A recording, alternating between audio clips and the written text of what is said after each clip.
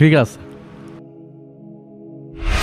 ভাই এত বড় রেস্টুরেন্টে জীবনে প্রথমবার আসলাম। কথা কম বিলে খা। ভাই এই ভাত খেয়ে যা আরাম পাচ্ছি। দান মারবি আবার খাবি। এভাবে ওরা দুজন প্রতিদিন বিভিন্ন মানুষকে ঠকিয়ে রেস্টুরেন্টে খাওয়া দাওয়া করতে আসে।